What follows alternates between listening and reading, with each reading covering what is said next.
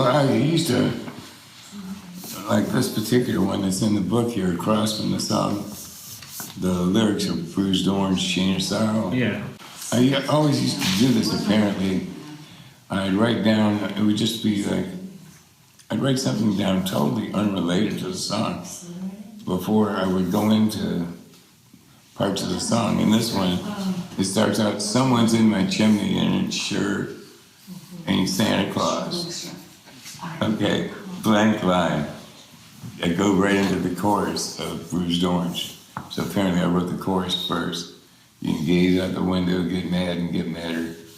Throw your hands in the air and say, what does it matter? What's that got to do with Santa Claus? You know, someone's in the chimney and it sure ain't Santa Claus. And then this is almost verbatim of the chorus is. I never did make any changes to that. And then I wrote this, the verses about it, the way the chorus made me feel. And the verses to this, at least the first one, was based on a true story. I was an altar boy, and I was a pew duster in an Episcopal church.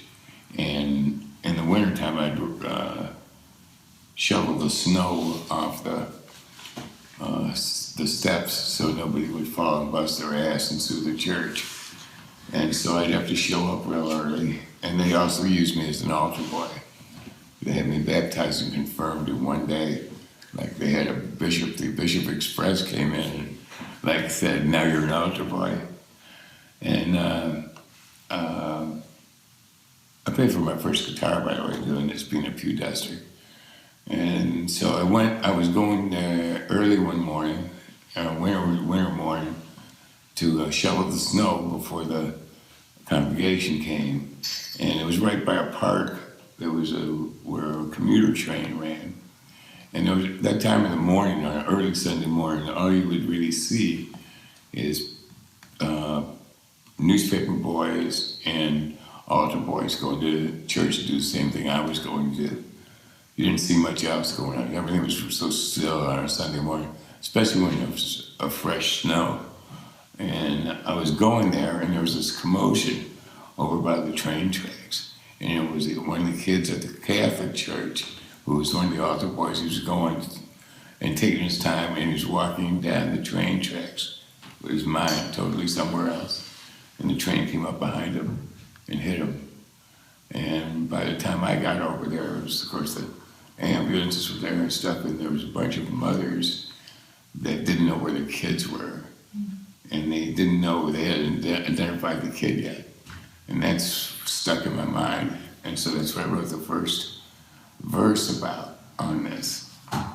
Years later, I'm never sure, because it's my mind when I'm writing, I'm never sure if it's really facts I'm getting or if I'm making it up. You know, I don't know, there's no line between it.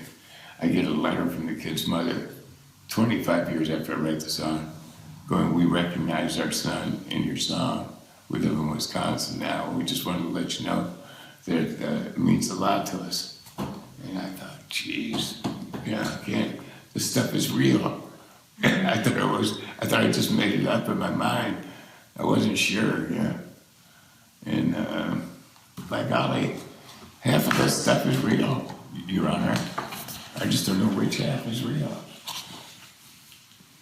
It's beyond words, really.